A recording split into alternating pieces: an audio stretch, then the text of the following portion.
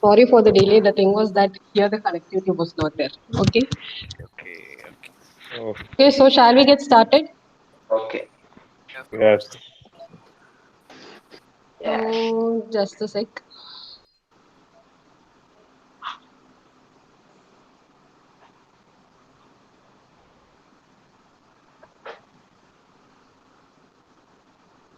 Are you able to see the PPT which I'm sharing? Yes, yes, miss. Yeah. Okay, fine. So hope you all remember what we discussed yesterday. Yes or no? Okay, so Yes. Yes, management. so now is it audible for you first of all? Yes. Whether glitching or breaking, everything, anything is there? No, no. No. Okay, fine. So let's move on to our further sessions. So this was the thing which we discussed yesterday. What are the things that we are going to discuss in module one? Introduction I have given you.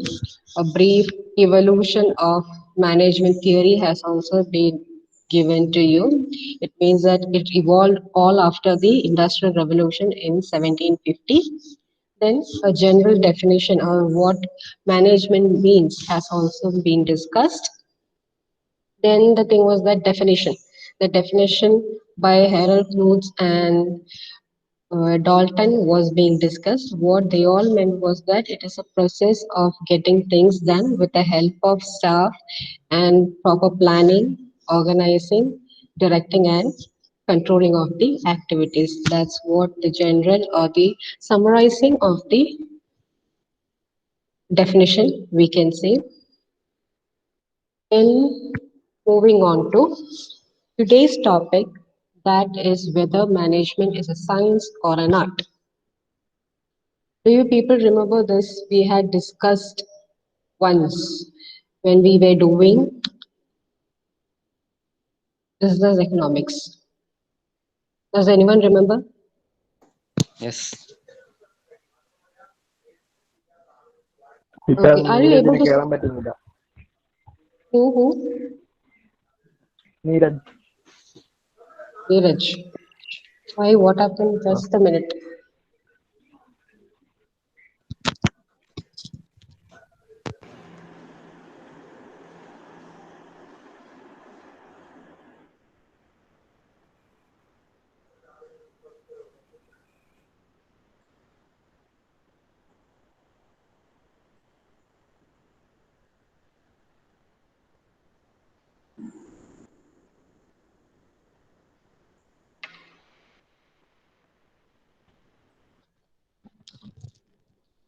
See, I think if you are not able to enter, do ask the staff advisor.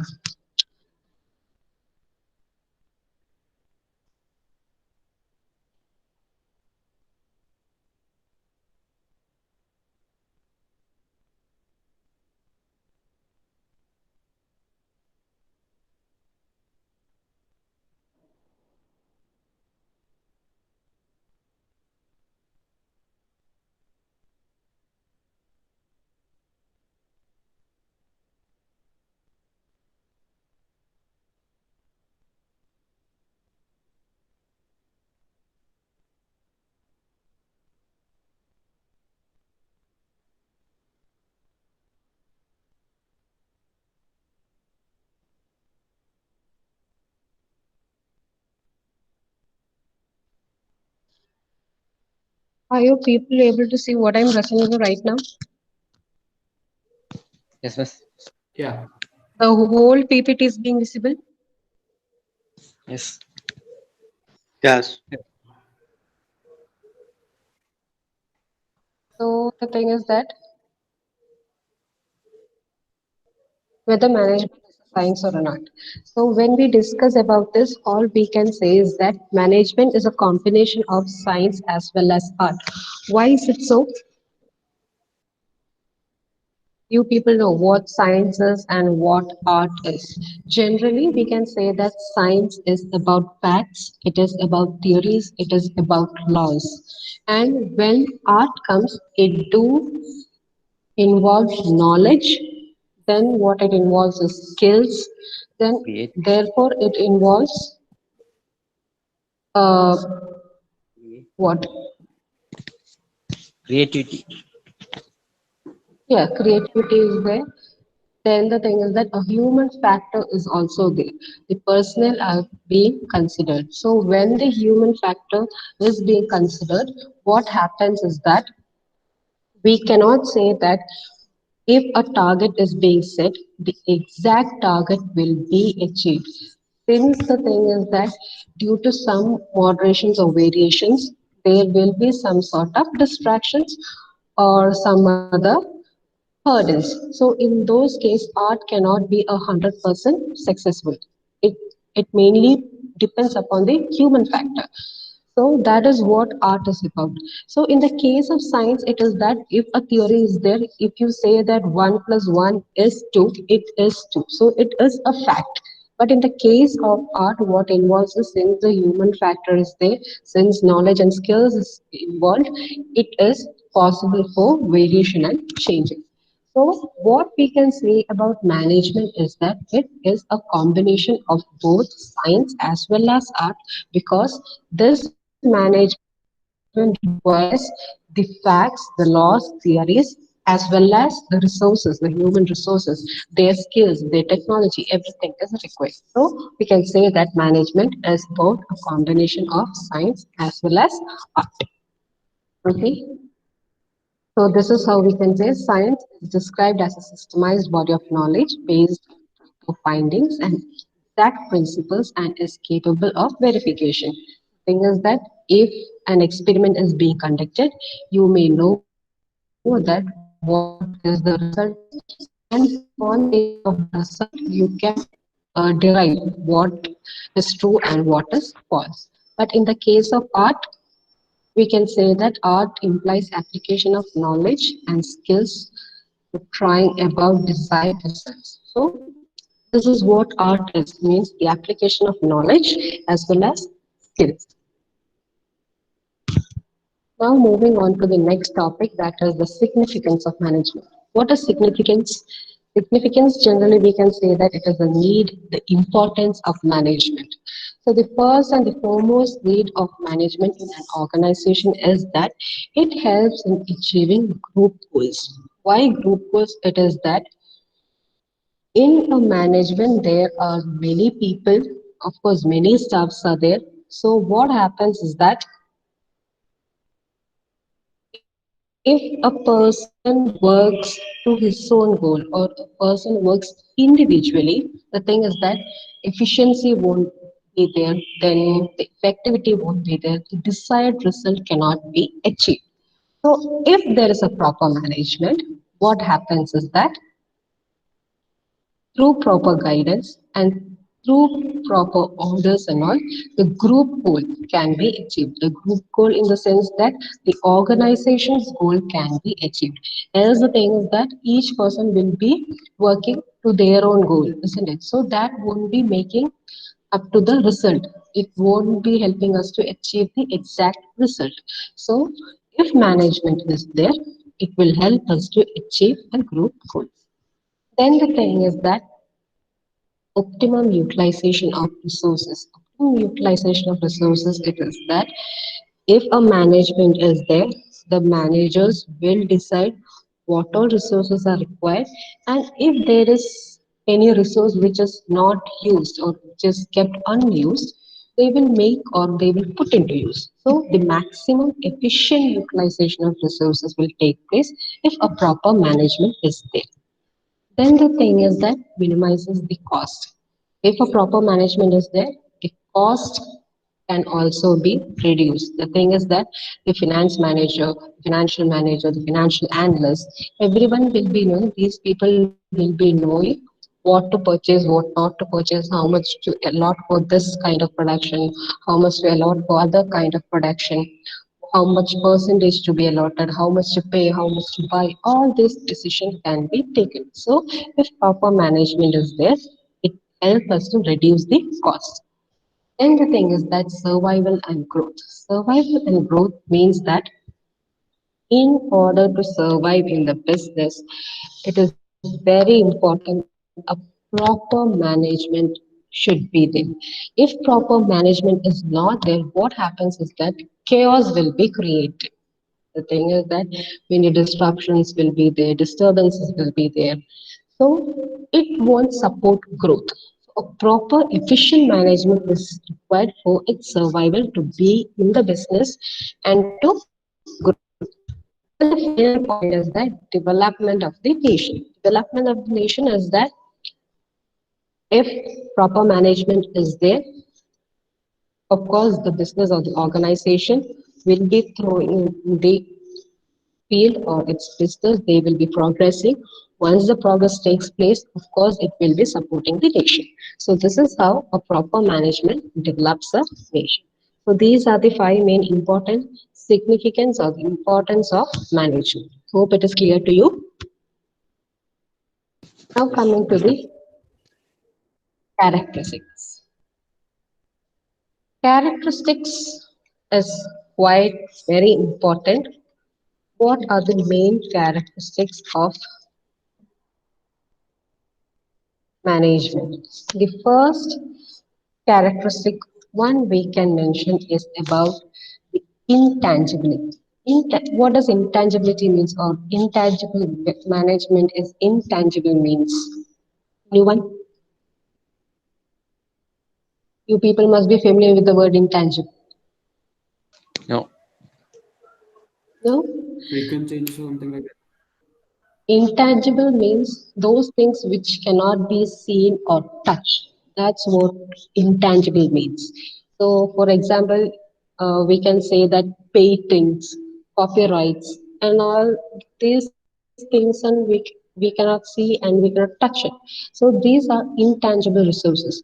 Similar is management. The thing is that we cannot see management as a thing. It is a process, isn't it? So that's what we cannot see it and we cannot touch management. So that's what intangible means. Then the second characteristic we can see is that it is goal oriented. Goal oriented in the sense that, of course, when there is a management, when there is an organization, they will be setting some goals, and each and every person in that organization will be working to achieve that goal. That's what goal oriented means. Then the thing is that it is universal. Universal in the sense that it is present everywhere. For example, in your daily life, management is there. Then even in government offices, management is there. In universities, management is there. Even in your college, management is there. Then whether it is in a club or an army, the management is there. So that's what universal process means. So management is present everywhere, which means that management is universal. Then the thing is that management is needed at all levels in the sense that whether it is in the top, bottom, or the middle management, all levels of the management, there should be some control and coordination. Management should be there, else it will create a chaos or a commotion. So to avoid that, proper systemized management should be there.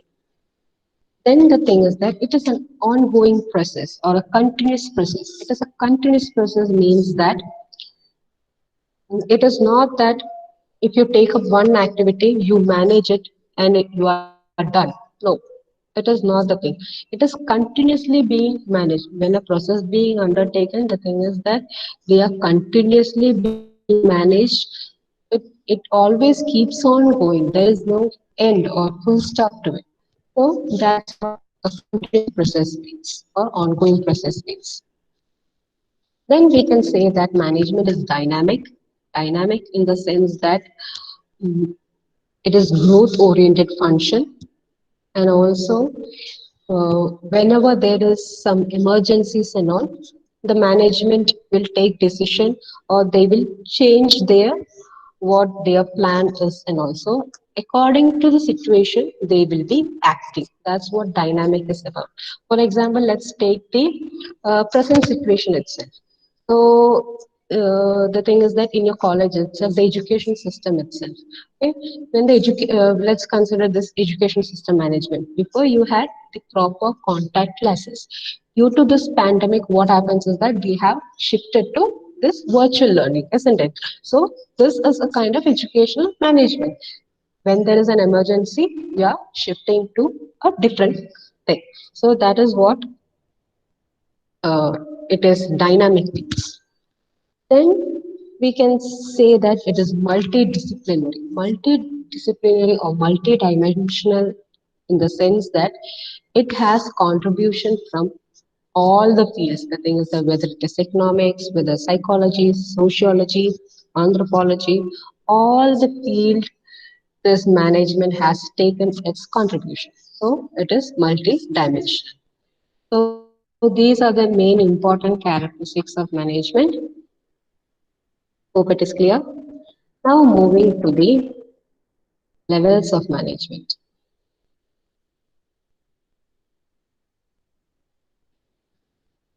So generally what we can say about the levels of management is that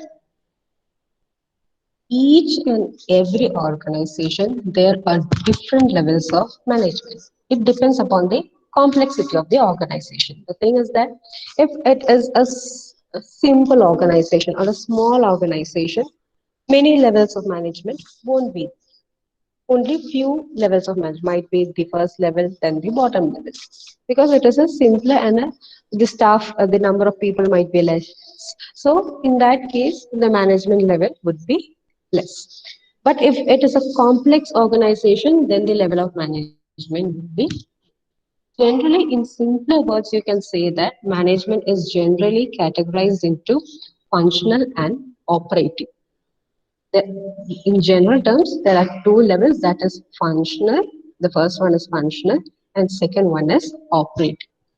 Functional in the sense that the people who decide the basic policies, those who plan, those who make decision, those who take control, and those who coordinate.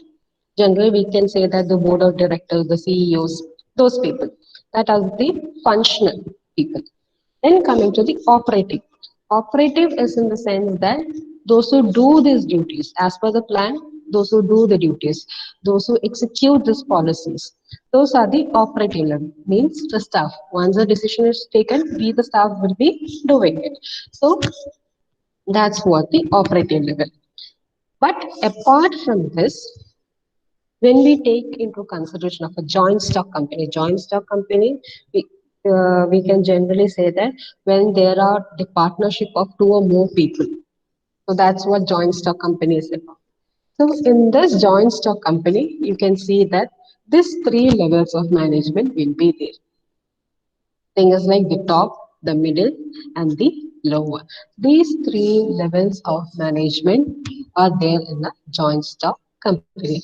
So this you can see here, that is a pyramidical structure, that is in the form of a pyramid. So as we had done in our introduction, we have learned that Egypt has contributed its pyramidical structure. So from there we have derived this. So putting it into the three segments, we can say that it is the top level of management, then middle level of management, and the lowermost level of management. So coming to this, the top level management generally defines the objectives, policies of the organization. The thing is that, for example, CEOs, the board of directors, the general managers, all these people will be at the top level of management. They will be deciding what the plan is, they will be organizing, they will be giving us direction. That's what the topmost level of management is. Second level of management is the middle level of management. For example, you can say that the department heads or the manager, or the, if there are, for example, let's take that if there are different segment, production segment is there, then marketing segment is there, financial segment is there. The heads of this or the managers of these departments, they will form the middle level management, which means that they'll be identifying departmental objectives and guides the lower level of management. The thing is that Once the top level of management take a general decision, the middle managers, what they do is that what decision has been made by the top level for them, for their department, they will identify those and then further give instruction to the lower level of managers. So coming to the lower level of management, they are the people who carry out the operation and also supervisors. The general supervisors and all falls under this lower level of management. So hope this simple structure is clear to you. There are three structures, that is top, middle and the lower. Top includes the CEOs, middle include the managers or the department heads, then the lower includes the supervisors and the workers who carry out the operation. So this is what the levels of management is. Any doubt in this? No. Till here, is it Not clear No. for you people? No. Is it clear? Yes. Yes. Okay, fine. yes. Yeah. So now let's move on to the functions of management. The functions of management, as I introduced to you people yesterday, there are generally the five important functions of management.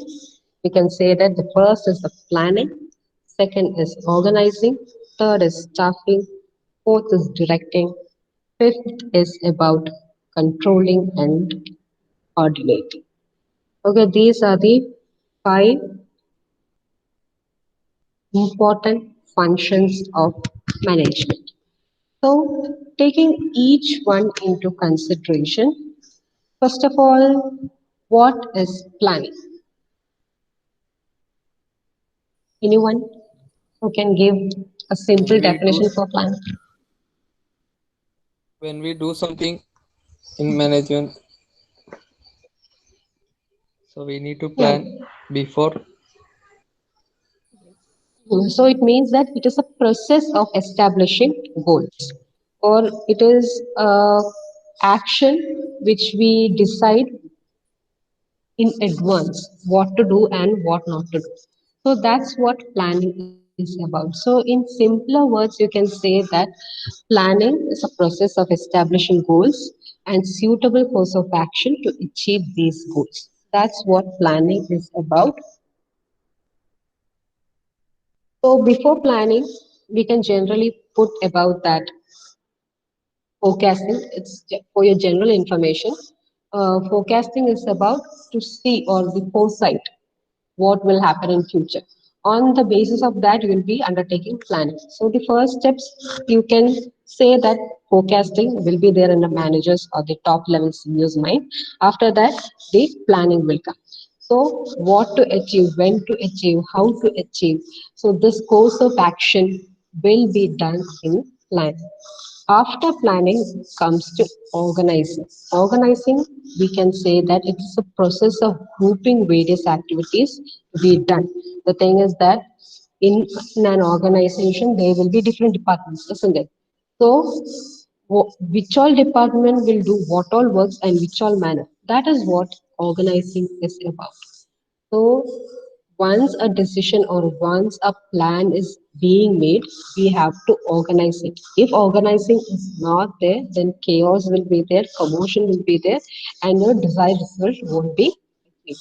So it is a process of grouping the various activities and then assigning duties and responsibilities to people in a group of departments. The thing is that, for example, let's take in your college itself, the thing is that if an event is have to be organized, okay, and the thing is that the CEO says these are the activities which have to be undertaken, this is what our plan is. So after that, what happens is that the different departments will take on their own duties. Mechanical department will do this duties, then the EC department will do this duties, then the other humanities department or the applied science department will do the other duties. So they will be segregating and organizing. That's what the process of organizing is. Then comes to staffing. Staffing is that to recruit which or what kind of people are needed for the organization. So the thing is that trained and skilled people have to be interviewed and recruited, isn't it? That's what the process of staffing is. So it is a continuous process. It is continuous in the sense that it is not that when you start the business, you recruit the people. After that, you won't recruit the people. No, it is not like that. The thing is that once the people retire or when once the people resign, the other people will be recruited. So it is always there in an organization. So it is a continuous process. Then after that, it comes to directing. Directing is that we'll be giving right direction, what work to do, in which manner to do, without the wastage of resources. In this directing, what involves is that leadership will be there, proper communication will be there. Then the leaders will be motivating their subordinates. Then a supervision of work will also be there. This is what directing is all about. Now coming to controlling and coordinating. Controlling and coordinating is the last process of management. Controlling and coordinating, we can say that as a process of setting standards, then measuring what the actual performance is, and then taking corrective actions. The thing is that in plan, the thing is that already a certain plan and the objective has been set, isn't it? After that, what we do is the one we once we do that activity, we'll measure how much that actual performance is. Then, if there is any deviation, we will try to analyze what deviations are there, how much it has been deviated, and what corrective actions can be taken. This is what controlling is about. And coordinating is that we can say the um, harmonizing different functions. We can say that the individual goals should be converted to the management goals. That is one example. The thing is that one person should not work for himself. He should work for the organization. That's what the harmonization will take place in country. So these are the important functions of management. Now coming to the management process.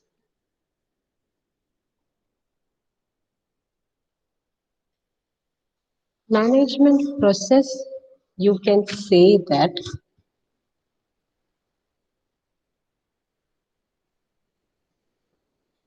when this action is being taking place, the thing is that when you have the resources, money, men, material, machines, method, and market, okay, these are your basic resources.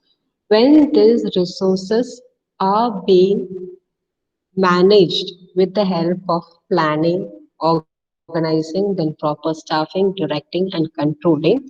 And finally, when you achieve this stated objective or the last end result, this process from start to end is known as the management process. So this is what the management process is about. From input, with the help of input, using planning, organizing, staffing, directing, and controlling, the end result will be attained. This process is known as the management process. So the coordinating agency is known as the management, and the methodology of getting these things done is known as the management process. So the thing is that when the money, machinery, materials and all are efficiently utilized with the help of this proper planning, organizing, staffing, directing, and controlling. And when you achieve this end result, this process is known as the management process. Till here, is it clear for everyone? Yes. Yes, yes. Yes, please. Okay. So, shall we have some interactive sessions?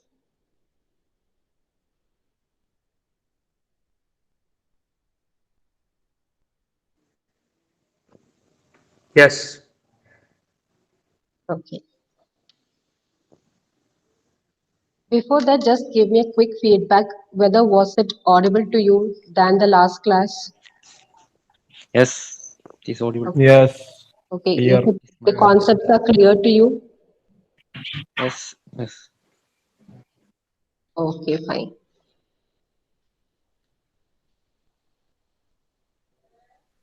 The thing is that after this class, I will share you These PPTs with you. My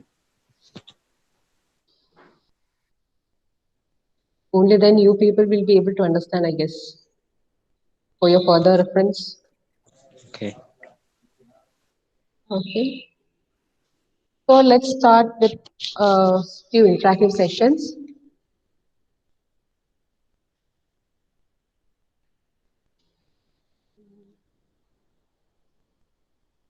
Is Advait is here?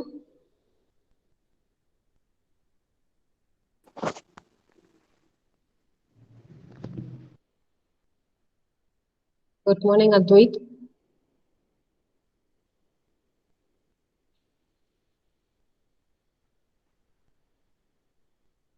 Pranavan is here. Meeraj is also there. What happened to Advait? Why he is not responding? He just turned on and left or what? Connection problem. Okay, might be a connectivity problem. I think two Gokuls are here. Yes, teacher. Okay, so let's start with Gokul Muralidharan.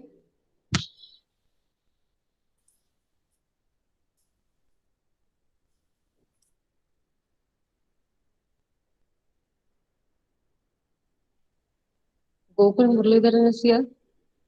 Am I audible to him?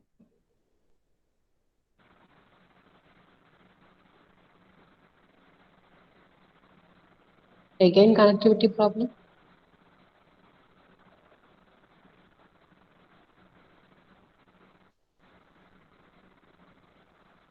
So anyway, let's have a general discussion better, I guess.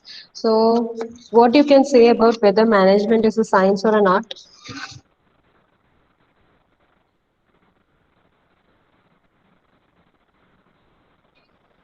Anyone? Both. It is both science as well Art. as an Art. art. Why is it so?